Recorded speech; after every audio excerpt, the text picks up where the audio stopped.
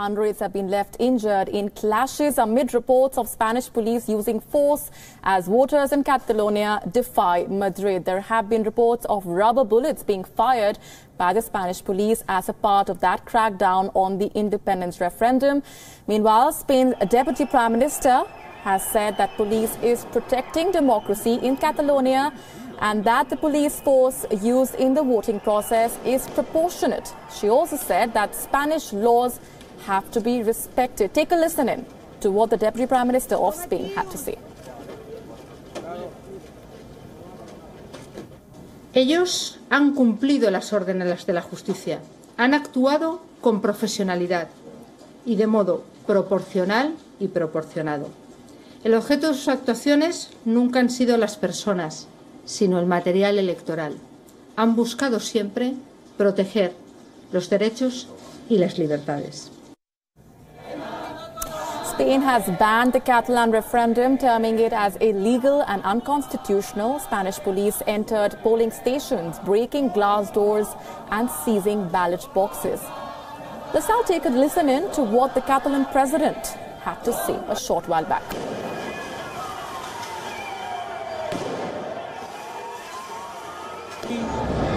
El Estado español ha perdido aún mucho más de lo que ya había perdido hasta ahora. Y los ciudadanos de Cataluña hoy hemos ganado mucho más de lo que ya habíamos conquistado hasta ahora. Muchas gracias y buenos días. Earlier, Spanish police sealed over 1,300 polling stations in order to stop the referendum. Spanish government said police have visited 1,300 of the more than 2,300 schools in Catalonia, which have been designated as polling stations. Meanwhile, interestingly, Kurds have shown support to the Catalans. Demonstration of solidarity between two stateless people, Kurds and Catalans. People's Democratic Party of Turkey announced its full backing for the autonomous region of Catalonia.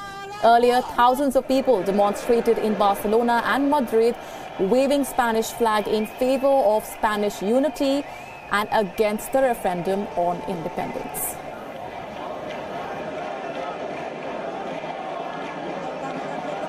Haciendo los catalanes no tienen derecho a estar haciendo lo que están haciendo. Somos todos españoles y Cataluña es español y ya está. Let's now take a look at why Catalonia matters. It is a highly industrialized region. Catalonia is the richest region of Spain. Catalonia makes up for 20% of Spain's GDP.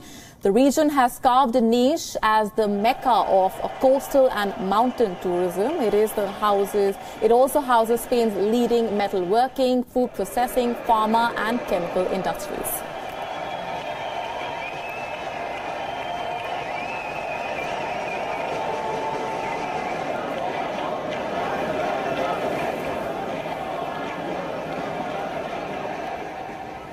Let's break this down for our viewers. Joining us on the broadcast is Alejandro Quiroga, who is a Spanish professor at the Newcastle University. Joining us from Madrid is Luis Moreno Fernandez, research professor, Spanish National Research Council. Also joining us is Padma Rao, WION's senior foreign editor from New Delhi.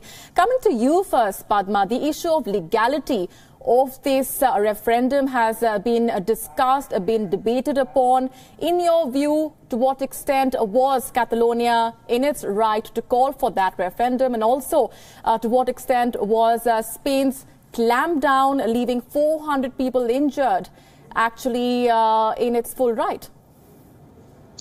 Well, this is the conundrum, Molly, and you named it. You rightly pointed that out, and I will leave that actually to our Spanish guests from Spain to answer that. There is a quandary here. The Constitutional Court has declared that this referendum is illegal, but the same Constitution of Spain also allows for the region of Catalonia to have its own, say in its own matters, and it is the Catalonian government that passed a law to enable the referendum, which was struck down by the Constitutional Court in Madrid. So everybody is constitutionally right. It seems right now. Which way is it headed? Is the matter going to go back in the form of an appeal to the Constitutional Court of Spain, or is it are the Catalans likely to take it beyond and invoke Article 7 of the European Union's constitution and, and appeal to the European Court of Justice. I think this is something that I would also be interested in learning. But yes, you're certainly right. There is a constitutional conundrum because everybody seems right going by the constitution. So it seems as if either the constitution would have to be reworked. But having said that, given the violence today in Catalonia, I'm not sure whether those who may have been satisfied with greatest or greater autonomy will now not be voting for complete independence. All right. Stay with me, please, Padma. Let's also get in Luis Moreno to answer that for us. I'll also be going across to Alejandro, who's joining us.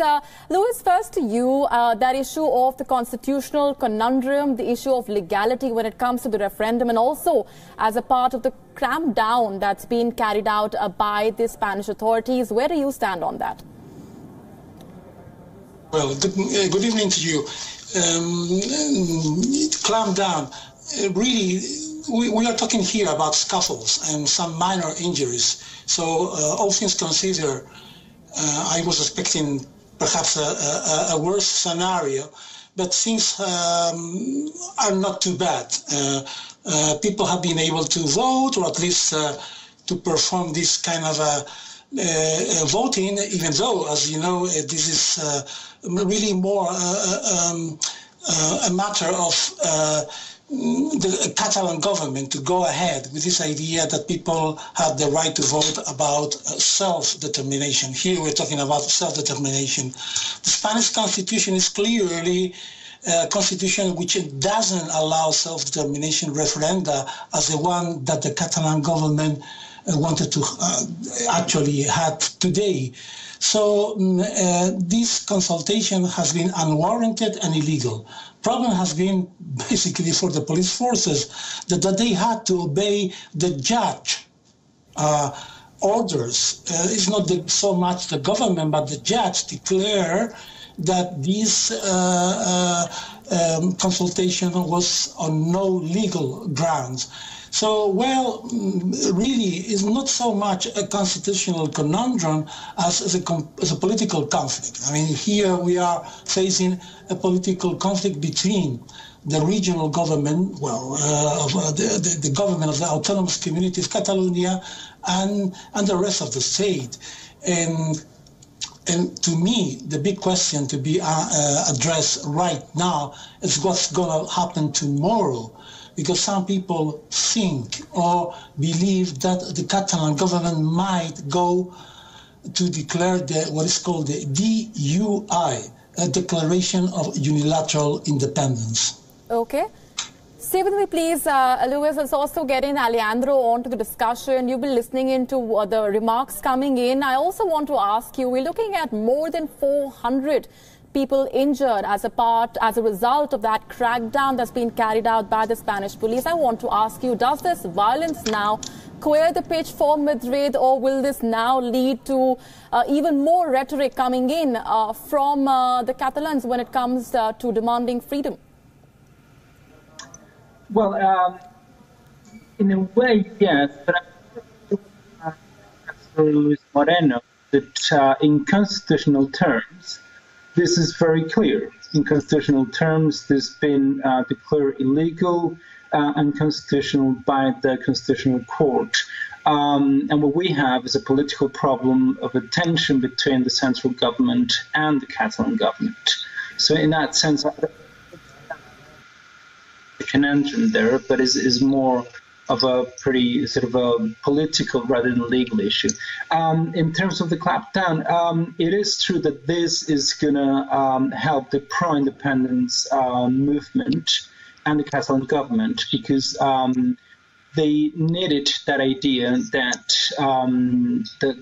the Spanish government was repression and going down very hard on the Catalan pro-independence movement.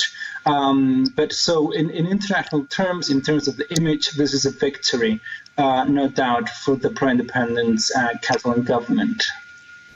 Luis, we've seen support also coming in for the Catalans, not just from within Spain or outside. We're talking about the Kurds also very interestingly supporting the Catalans' call for independence.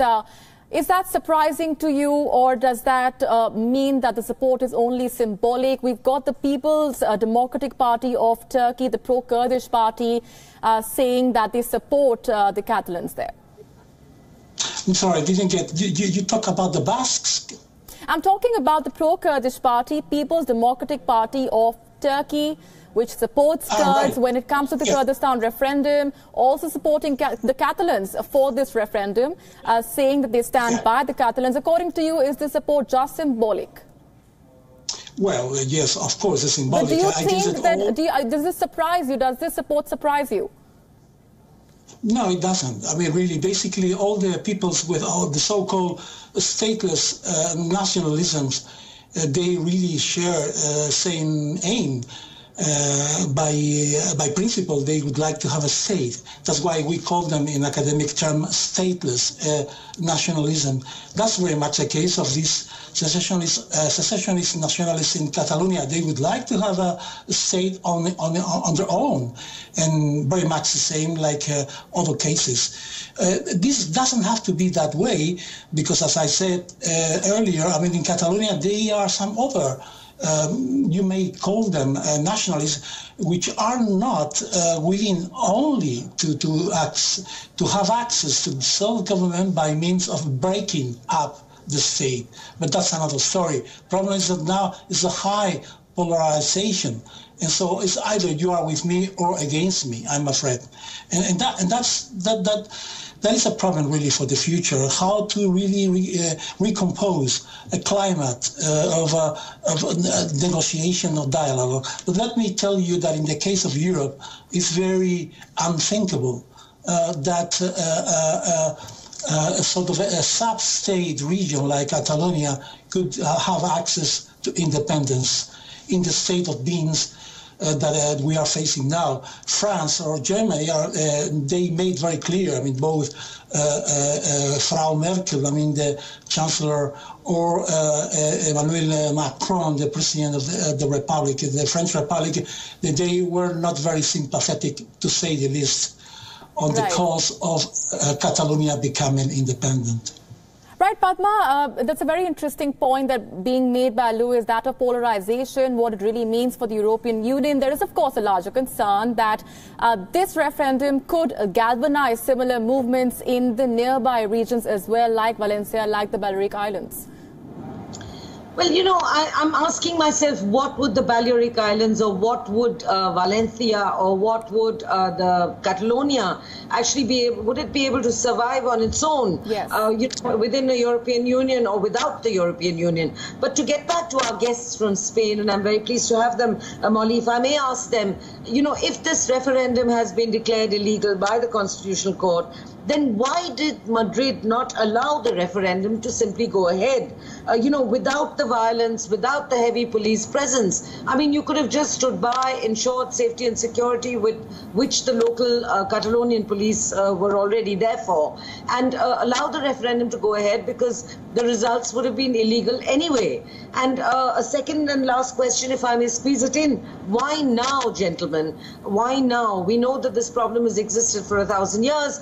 What caused it? You know, I mean, we know the economic crisis happened in Europe, but what is the actual triggering point for this referendum to happen now? So two questions really. If illegal, then why allow the heavy police presence, and why did this happen now?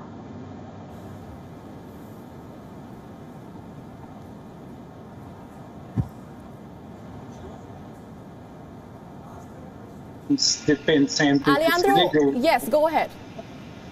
Yeah, I was saying that it was been paradoxical from the Spanish government, this sort of response, in the sense that they've said both the Constitutional Court has declared the referendum illegal, and on the other hand, we sent the police there and tried to physically stop the referendum. But probably in political terms, it would have been wiser just to allow the referendum to go. It had no legal terms, no legal basis, no guarantees, and it was illegitimate for at least a good deal of the Catalan population, because we have to keep in mind that that the Catalan population is divided about the issue of independence. We cannot talk about Catalonia as one single thing, of course. So that's in terms of the first question. Probably the response of the Spanish government has not been the wiser of the responses that possible. On the other hand, the other question, of course, is whether there's going to be a knock-on effect on different regions and going for independence or further devolution. It's difficult to tell, but probably if we think about the situation in Valencia and in the Balearic Islands, they're really, really miles away from a strong pro-independence movement. So my answer would be not really. Why now? What is this? I think that the framework is the framework of the economic crisis. The economic crisis changed everything. It is true that the pro-independence movement was there and with the same narrative since at least the 1980s. Okay, this hasn't been going on for 1,000 years. It's essentially late 70s, early 1980s. But it went from from 15% of support all the way up to roughly 50% of support of the Catalan population. And I think the economic crisis helps to explain why those narratives that 10 years ago were not supported by the Catalan population, nowadays they sort of make sense. And I think the key is the economic crisis of 2008. Right. Luis, as we just about wrap this up, how likely is it that after negotiations, if at all, Catalans decide to really back off? How likely is that?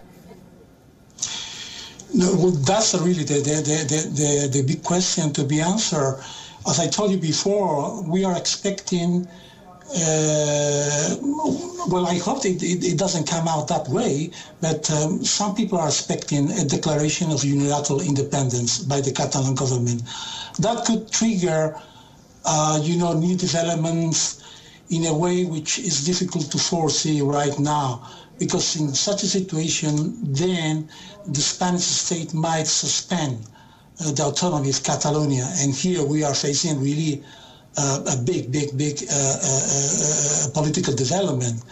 Civil disobedience actions like today's, by the way, let me just clarify, this is not so much the Spanish government about the police and forces. The police forces are in Catalonia because of the judge. The judge was the one to say that it was an illegal and unconstitutional referendum.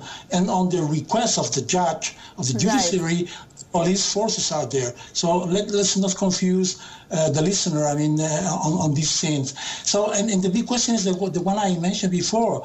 I would like to think that still there are some room to maneuver, and that both... Absolutely. You've aptly summarized the kind of simmering the simmering emotion there on ground as it comes to Catalans who are, of course, continuing to who have, of course, cast their votes despite the clampdown by the police. We're going to completely wrap this up. I'm afraid we're completely out of time. Thanking Luis, Alejandro and Padma for joining us on that discussion. We are moving on now to another referendum that's taken place, the Kurdistan referendum. Now, Iraqi Prime Minister Haider al-Abadi has assured Kurds that he would defend them against any attack that may result from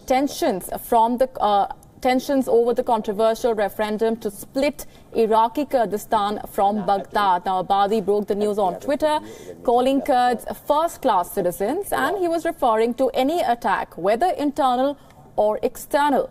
In a tweet, Haider al-Abadi said, "To our people in the Kurdistan region, we defend our Kurdish citizens as we defend all Iraqis and will not allow any attack on them," unquote.